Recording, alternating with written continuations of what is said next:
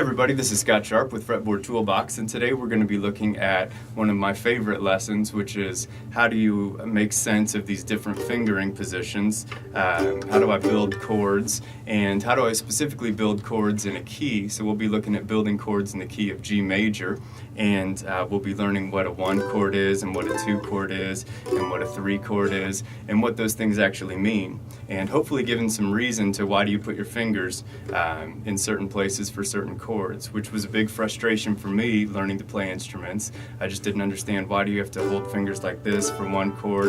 Why is this a G and this a D and this a C?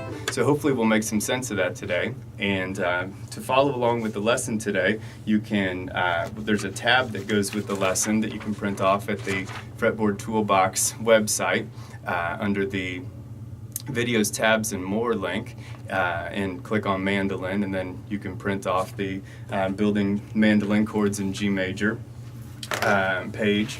And then you can also print off a G major E minor page of a Fretboard Toolbox Original Mandolin Edition if you don't already have your own Original Mandolin Edition. So this is the page that we'll be using to make sense of all these chords and what these different Roman numerals mean when someone says a 1, 4, 5 chord progression and things like that. So let's take a look at the lesson, and hopefully by the end you'll have something cool.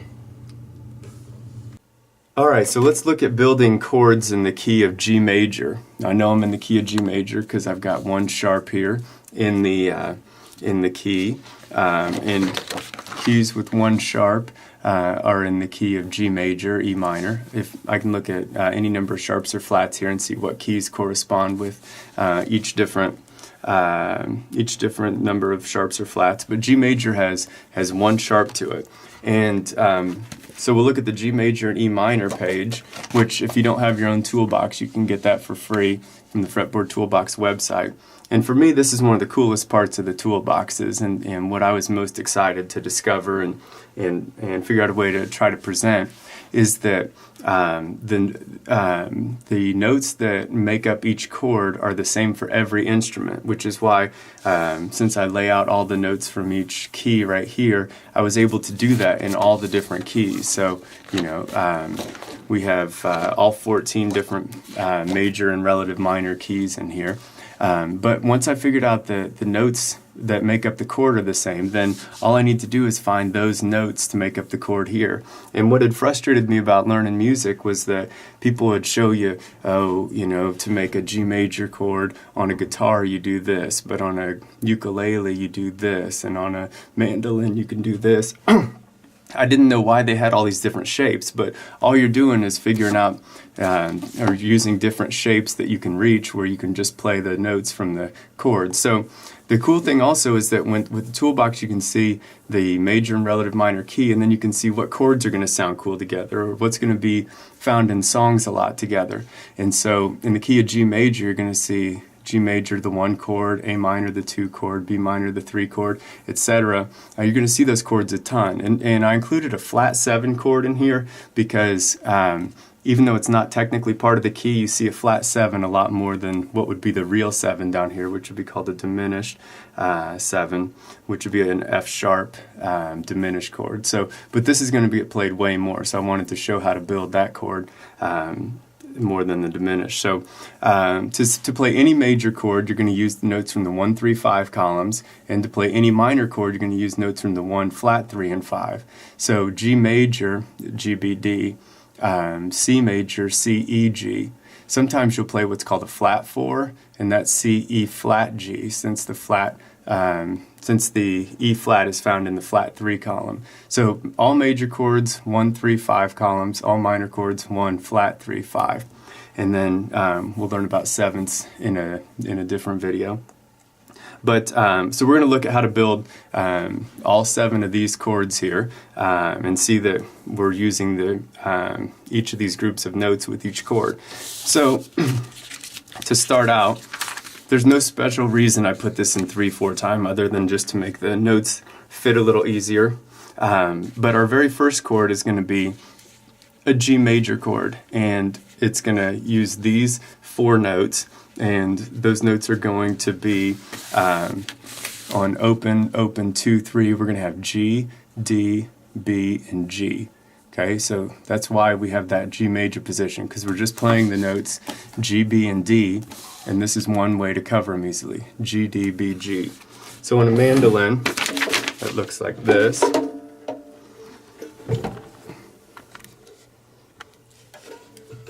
Open, open, 2, 3. Oops, open, open, 2, 3. Okay. So that's a G major chord, and it's the one chord in the key of G major. So G major is the one chord in the key of G major. The 2 chord is an A minor. So if I look right here, I can play, all A minor chords are made of the notes A, C, and E. A minor chords, A, C, E.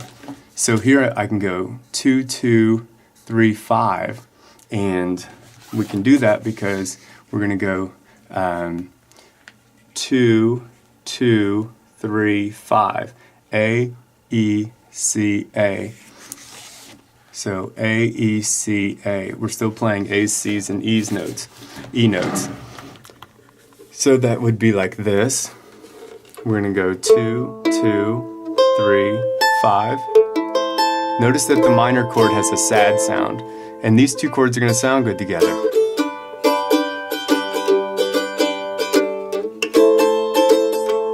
Because they're part of the same key. So again, that's the cool part about the toolbox, is you can see which chords are part of the same key and might sound cool together. So the 3 chord in the key of G major is a B minor made of B, D, and F sharp notes. The position will do for that.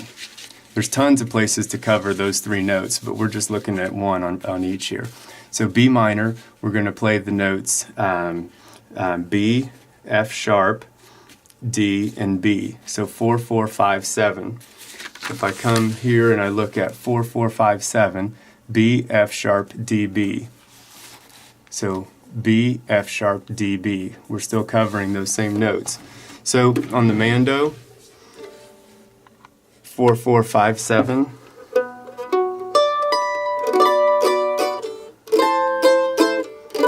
So again, those 3 chords are going to sound nice together if I play them nicely.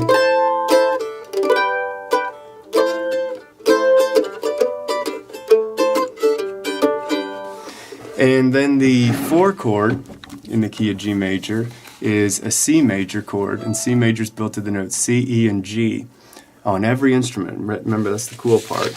So if I want to do C's, E's, and G's, I can go open, 2, 3, open for a C major. And then that's open, 2, 3, open. So I'm just covering the notes C, E, and G. So I'm covering C's, E's, and G's here. This is just one way to cover them. That chord on a mandolin looks like this. So open, 2, 3, open, G, E, C, E, B minor,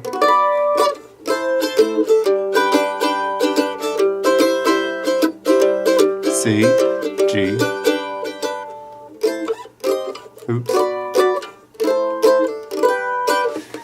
Then the 4 chord is made of, the 4 chord in G major is a D major chord, and it's made of the notes D, F sharp, and A. So if I look on here to cover D's, F sharps, and A's, I'm going to go 2, open, open, 2. One way to do it, right? So here we got open, 2, 2, open, open, 2. A, D, A, F sharp. And we have A, D, A, F sharp. And that on a mandolin is nice and easy. So we're going to go 2, open, open, 2. So we're going to go A, D, A, F sharp. That's D major, C major, G major. So again, all those chords are going to sound good in lots and lots of different orders. The 6th chord in G major is an E minor, and it's the 6th chord in the major key, but in the non-bold here you can see what it is in the minor key. So it's the 1 chord of the minor key. So the minor songs would usually keep coming back here, while major songs are going to come back to this chord in the keys of G major and E minor. So E minor is the 6th chord. It's made of the notes E, G, and B. And just like all the others, there's a lot of ways to cover those notes. But one that you could do is 4, 2, 2, 3, 4, 2, 2, 3. And that works because we have 4, 2, 2, 3. So we got B, E, B, G. So here we have B, E, B, G. So we're still playing E's, G's, and B's. So 4, 2, 2, 3. On the mandolin, we go 4, 2, 2, 3.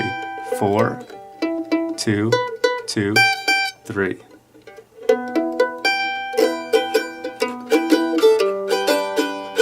C, D, G. Then the other chord, the last chord, is a flat 7 chord, so it's a little bit different because it's a little bit out of the key. And so the thing you'll notice in the standard notation, all the other chords were made of notes that were part of the key, so there was no sharps or flats or natural signs.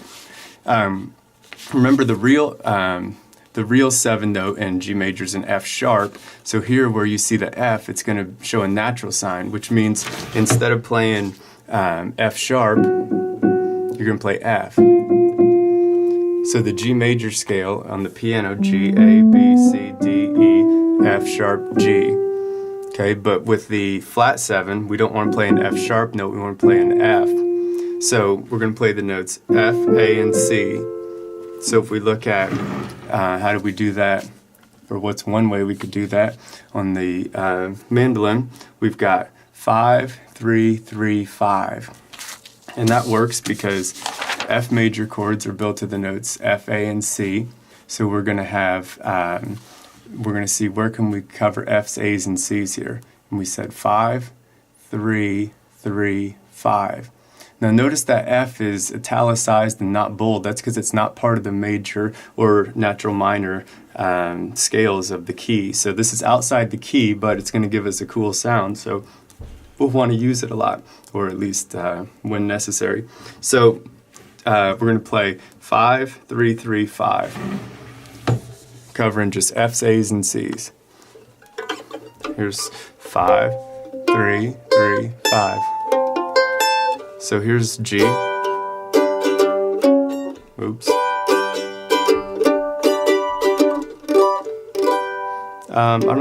I covered 7, 5, 5. That was G major. That just wasn't feeling right. So let's try it again, but we'll do an F major where we're going to go 5, 3, 3, 5. So I already showed you that there's a G major right here. So here's the sound going from a 1 chord to a flat 7, back to 1. So there's our F major, and then the last one is another G major here, and it's just using the position that we've already seen. So there's no reason to go over that. Or I could show you one more G major instead. So we can do that instead of open, open, 2, 3 to cover just the notes. G, B, and D for G major. We're going to go 7, 5, 2, 3. So D, G, B, G instead of G, D, B, G. Still covering G's, B's, and D's, right? So that one looks like this. And this one's used in bluegrass a lot. 7, 5, 3, 2, 3. So D, G, B, G. And you can chop that one a little bit. So that's chord building. I hope that you found something useful in there, and we'll be having lots more videos coming out regularly. So thanks for taking a look, and if you want to order your own toolbox, you can get them from the Fretboard Toolbox website, and hopefully you might find something useful. Thanks for checking it out.